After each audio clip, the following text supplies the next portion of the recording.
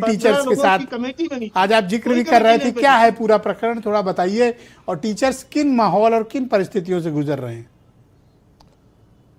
देखिए, आप ये कह सकते हैं कि मास्टर नाम एक काम अनेक, और इसी तरह से उत्तर प्रदेश की शिक्षा व्यवस्था चल रही है। हालांकि अलीगढ़ में जिस बेसिक शिक्षा अधिकारी राकेश सिंह ने आदेश जारी किया था, उन्होंने अपना आदेश वापस ले लिया है काफ़ी आलोचना और हंगामा के बाद।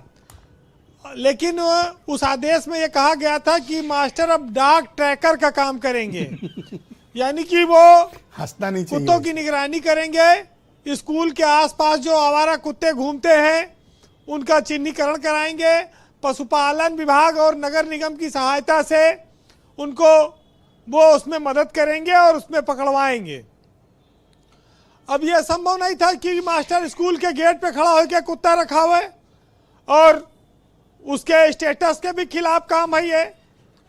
लेकिन चूंकि हवाला ये दिया गया कि सुप्रीम कोर्ट ने 100 मोटो संज्ञान लिया है एक मामले का, और उसमें सुप्रीम कोर्ट के 22 अगस्त का और 7 नवंबर के 2 आदेशों का हवाला दिया गया है, जिसमें हर जिले में एक नोडल अधिकारी बनाने की बात कही गई है जो आवारा कुत्तों और स्कूलों के आसपास घूमने वाले कुत्तों की निगरानी करे और इसमें मास्टरों की सहायता ली जाए। तो सुप्रीम कोर्ट के आदेश पर यह जानकारी आई थी। लेकिन ये बात सही है, इतनी देर से बात हो रही कि मास्टर क्या क्या काम करे। मास्टर जनगणना कराए, वोटर लिस्ट बनाए, चुनाव कराए, स्कूल में पढ़ाए भी, मिड डे मील भी बनवाए और बिल्डिंग भी बनवाए, सर्वे भी करे। मास्टरों के पास काम ज़्यादा है। ऐसा एक वातावरण बन गया कि मास्टर स्कूलों में नहीं पढ़ाते हैं, मौज करते हैं, फ्री की तनख्वाह ले रहे हैं, इसलिए इनको और सारे काम में लगा दो। कोई कहता है कि जो महिला टीचर है वो स्कूल में स्वेटर बुनती रहती है बैठ के जाड़े में, धूप खाती हैं। अरे आप कौन सा स्वेटर बुनेंगे, आप तो मार डालेंगे अगर ऑनलाइन डेटा नहीं दिया तो बाथरूम साफ नहीं हुआ तो देखिए, कक्षा 5 तक तो स्कूल में बच्चों को फेल भी नहीं कर सकते, और प्राइमरी स्कूलों में बच्चों की संख्या भी दिन ब दिन घट रही है। ये भी एक बहुत बड़ी समस्या है। हालांकि इससे पहले छत्तीसगढ़ राज्य में भी प्रिंसिपल को और हेडमास्टर को कहा गया कि आप लोग कुत्ता की निगरानी कराइए और उसकी जनगणना कराइए, उसमें सहयोग दीजिए सर्वे में। नहीं, उसका नाम जनगणना नहीं होगा, कुत्ता गणना होगा। वहां भी उसी सुप्रीम कोर्ट के आदेश का हवाला दिया गया है। वैसे ब्रजेश जी, उत्तर प्रदेश के स्कूलों में शिक्षकों की भारी कमी है। खास तौर से ग्रामीण इलाकों में कई जगहों पर एक स्कूल पर एक ही मास्टर है। तो एक मास्टर के पास इतने सारे काम हो जाएंगे तो वो काम कैसे होगा। वैसे भी मास्टर का जो सम्मान पहले था शिक्षकों का, उसमें कमी आ गई है। आर्थिक मंदी ने भी, आर्थिक दौर में महंगाई ने भी उनके सामने तमाम चुनौतियां खड़ी की हैं। प्राइवेट सेक्टर में काम करने वाले शिक्षकों के सामने और समस्या है। अब आपको बताएं कि एक स्कूल के एक प्राइवेट टीचर थे, वो एक घर में पढ़ाने जाते थे, तो वो बच्चे को पढ़ा रहे थे कि सूरज पश्चिम से निकलता है। तो बच्चे के पिता ने सुना और उठ के आए, कहे मास्टर साहब ये क्या पढ़ा रहे हो, तुम बच्चे को बर्बाद कर रहे हो।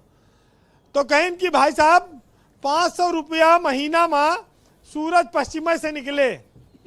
तो पिताजी ने फिर अगले दिन मास्टर साहब का 1000 रुपया महीना वेतन कर दिया, जिससे कि सूरज पूरब से तो कम से कम निकले लागे। अच्छा, ये त्यागी जी ये कह रहे हैं 4:30 बजे उठते हैं, मंडी जाते हैं, आलू लाते हैं, पालक खरीदते हैं, मूली। वो इनको सवेरे शाम को रात में ही प्रधान जी मीनू भेज देते हैं। अच्छा, कि मास्टर साहब जब आ रहे हो स्कूल के लिए तो मंडी से आलू, टमाटर और सब्जी और साग ले आयो। ये मीनू आ जाता है रात में।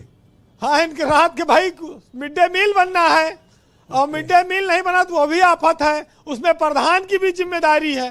तो प्रधान जी रात में भेज देते मास्टर साहब को कि सवेरे मंडी होत आयो, क्योंकि देखिए आलू तो बहुत ज्यादा लगता है स्कूलों में, तो आलू की खपत सबसे ज्यादा है, और उसमें भी कमीशन खोरी का आरोप लग जाता है मास्टरों पे कि पुराना आलू ले आए, घटिया आलू ले आए, घटिया सब्जी बन रही है, उसको भी मिड डे मील चेक करने के लिए भी कई सारे अधिकारी आते हैं स्कूलों में कि ठीक से बन रहा है कि नहीं बन रहा है। अब मास्टर साहब का खून निकाल लो यार, यही बचा है बस।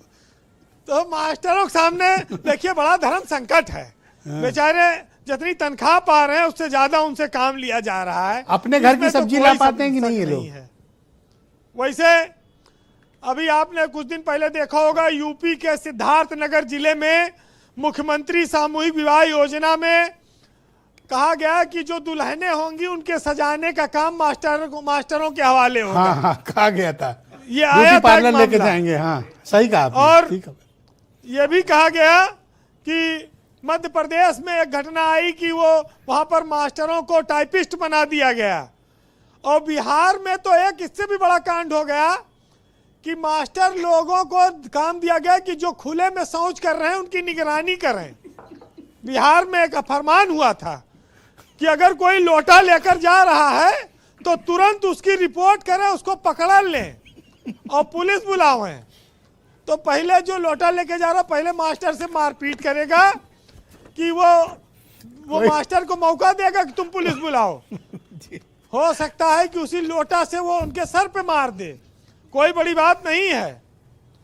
तो ये एक बात सब भी बताओ, बड़ी ये मैं तो सोचा था कि आईएएस अधिकारी आ गए हैं, अब तो अच्छी व्यवस्था हो जाएगी, लेकिन सबका ध्यान केवल एक ऐप बनाने में रहता है और इन लोगों की हालत तो बड़ी खराब होती जा रही है। बड़ा दुख हो रहा है इन लोग के साथ जो है। देखिए बहुत सारे तरह के मास्टर भी हैं और अधिकारी तमाम सारी चीज़ों से लाते हैं और सरकार में नंबर बढ़ाने की कोशिश करते हैं। उनके सामने भी तमाम विचित्र आदेश भी आते हैं। ये जी। देश ऐसे ही भीड़ भाड़ वाले तंत्र से चल रहा है जहां तमाम हजारों विचित्र आदेश आपको मिलते रहेंगे। जी, एक conclude मास्टर करें साहब वीरेंद्र ने एक बच्चे को शायरी सिखा दी, रंगीले थे थोड़े, उन्होंने सिखा दी कि प्यार कभी ना करो परदेसी से, रोते रोते नैन थक जाएंगे, और प्यार करो पड़ोसी से, खिड़की से ही दर्शन हो जाएंगे। जी। तो तमाम मास्टरों की विचित्र कहानियां हैं। मास्टर ही क्या, ब्रजेश जी एक लाइन मैन था, एक गांव में एक महिला से प्रेम करता था और उससे मिलने जाने के लिए रोज रात में वो गांव के लाइट 2 घंटे काट देता था।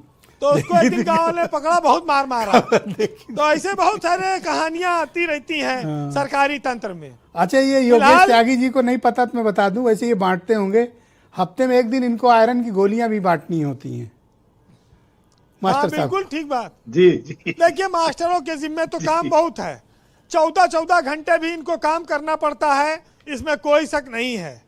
लेकिन मिड डे मील पर एक कहानी सुनिएगा जी। एक 4 लाइन की कि चपरासी खीर के पतीले पर दंड पेल रहे हैं, हेडमास्टर साहब रोटी बेल रहे हैं, सारे मास्टर मिलकर खाना परस रहे हैं। इस तरह स्कूलों में शिक्षा के बादल बरस रहे हैं। एक पत्रकार बोले, मास्टर जी आप सुबह सुबह राशन लाते हैं और दिन भर उसे पकाते हैं, शाम को ठिकाने लगाते हैं, फिर आप बच्चों को कब पढ़ाते हैं?